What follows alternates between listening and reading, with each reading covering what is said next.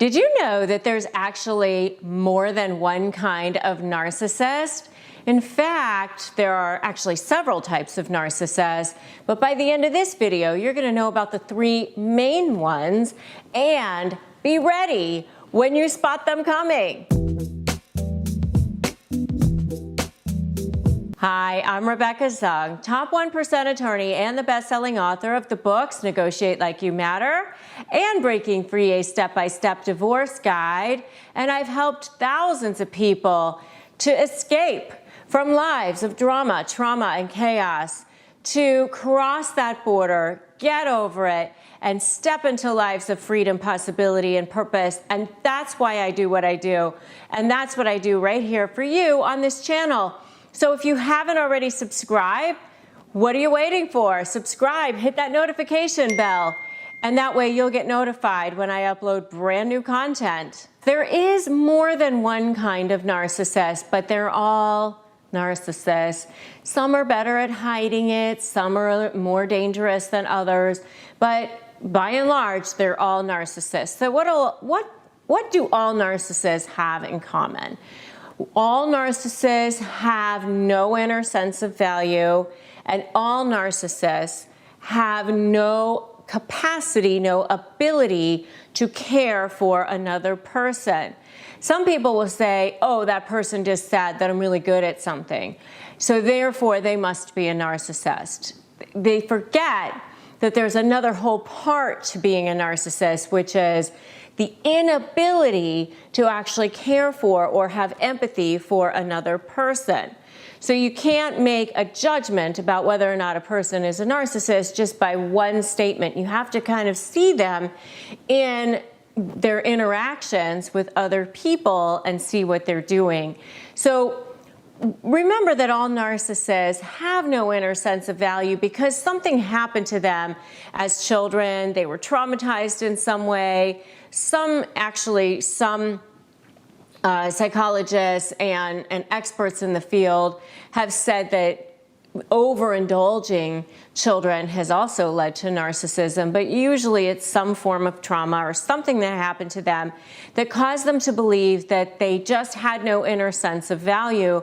And the only way to get value in the world is to manipulate the world in order to feel some sort of sense of value. So they get all of their sense of value from the external world, from feeling like they belong, or they have more money than people, or they are better than people. Everything that they do is part of that scheme to try to suck as much energy from the world as possible to try to feel some sense of value. So, and one of the things that I've said in a few of my videos, and I want to make sure that I say here again, is that we all have it's on a continuum. We all want to feel valued. We all want to feel that we matter. That's just part of being a human being. That's why I called my book Negotiate Like You Matter, and that's why my methodology for negotiating is the acronym of the word matter, because we all want to feel that we matter in some way. But we also, most of us, have the ability to care for other human beings. We are also motivated by lots and lots of different things, not just one thing. Whereas once you get to this pathological level of I only get value by sucking it from other people around me, and I don't have the ability to give it back to anybody because I feel that if I try to do that, then I take away from myself in some way. There's just not enough value in the world. There's just not enough goodness. And so if I get some, I got to keep it for myself. And that's how they are with any kind of value in the world. It's this survival mentality. And that's what you're seeing with all narcissists.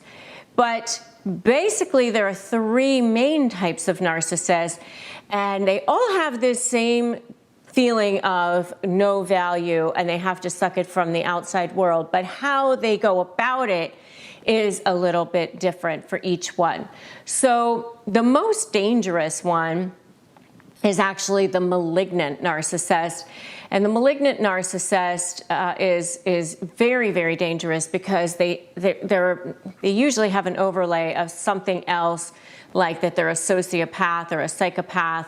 I am not a psychologist, but I've studied enough of this to understand it, so that when you go to negotiate with a narcissist, either in a divorce or some other setting, you have to understand what type of narcissist you're dealing with, so that you can understand what motivates them and how they're going to respond when you're dealing with them in a negotiation setting. So when you're dealing with a malignant narcissist, you're dealing with somebody who will almost do anything to bring you down, will stop at nothing.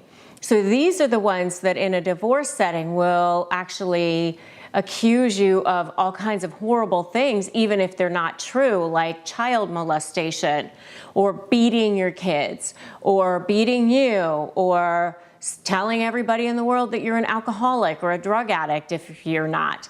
So they'll file, fake injunctions against you. They will turn to violence, or even threats of violence, or intimidation tactics. They have basically no conscience. If you want to know more about the malignant narcissist, you should definitely check out my video on the malignant narcissist, and we'll make sure to drop a link to that below.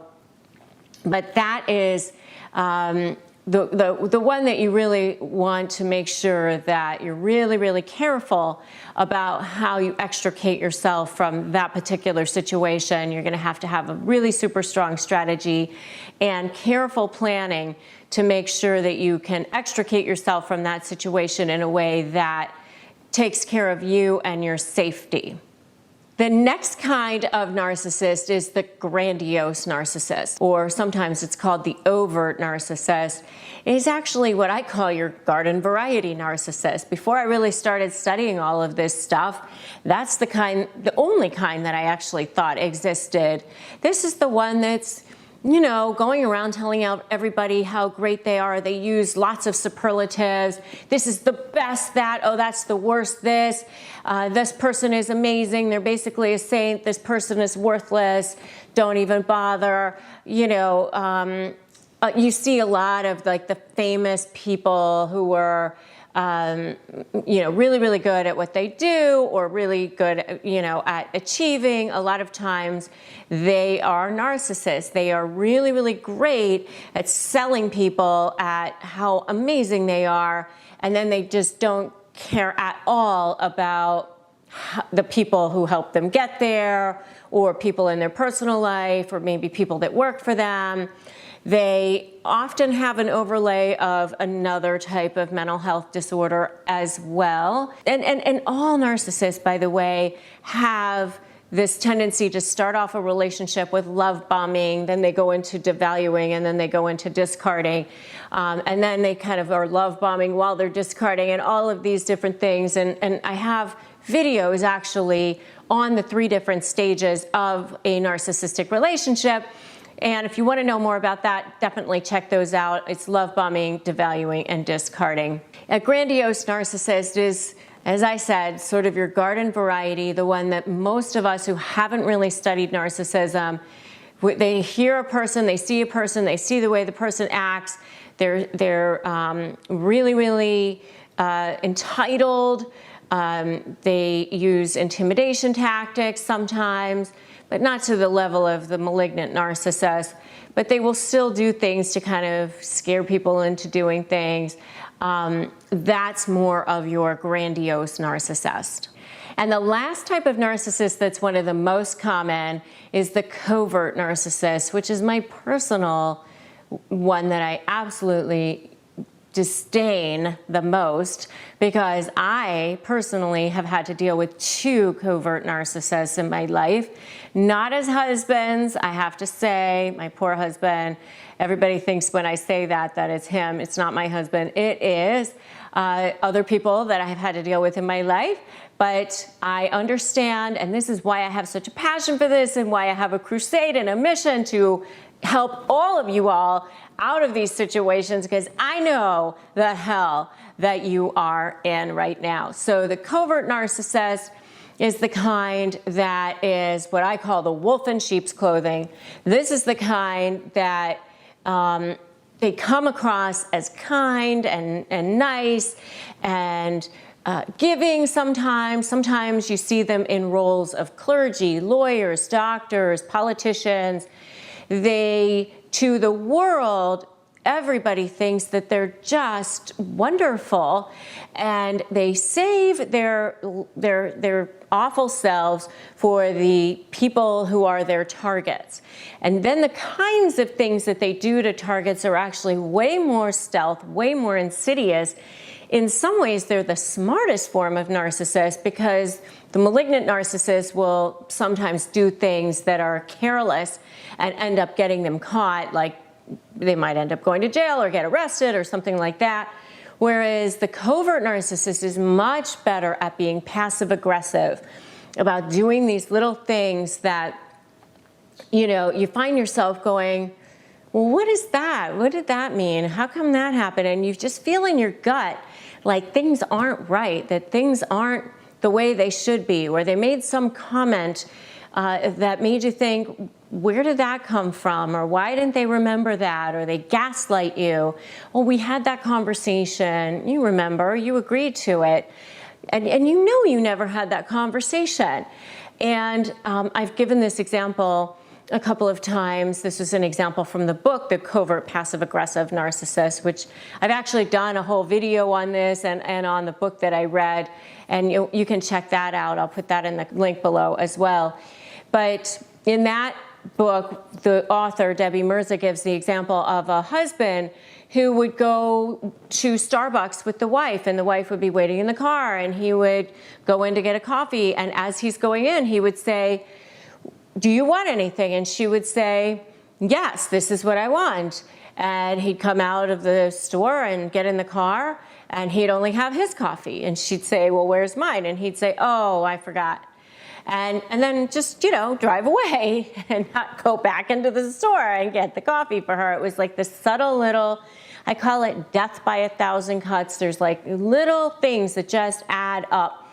And if they're so small, they're so stealth about it, that if you go and tell someone about it, they think, well, that's not so bad. Why is that bad, you know? Little things like, during COVID right now, bringing food over to someone's house, and it's just this little message to you that they know where you live, that they're still watching you. But if you tell somebody, oh my God, they brought food over to my house, people would be like, well, that's nice. You know, so they're really, really good at that. And that's why I disdain them the most in a lot of ways. So gaslighting times a million, flying monkeys times a million. They love the flying monkeys. They love to line up and triangulate and all of that. So anyway, that's the third type of narcissist. So you have your malignant, your grandiose, and your covert, and those are the main ones. And inside of my Slay program, I talk a lot more about the kinds of things that they do in divorce as well. So if you're dealing with any kind of narcissist, try to go no contact as best you can, or at least create super strong boundaries, because that's the only way you're going to start to protect yourself and start to heal. And if you're dealing with any one of these narcissists, let me know in the comments which kind of narcissist you think that you're dealing with based on my description today. So, and if you're getting ready to negotiate with a narcissist, make sure to grab my free Crush My Negotiation ebook. It is unbelievable. Thousands of people have downloaded it by now, and many have sent feedback to me and to my team to let us know how amazing it has been for them. And it's totally free, so what are you waiting for? Just grab it. So you just can go to the link below or go to winmynegotiation.com, and it will be all yours. And if you want more support, and you're dealing with a narcissist, come on over and join me in my free private Facebook group. It's called Narcissist Negotiators with Rebecca Zung, and we'll drop a link to that below as well.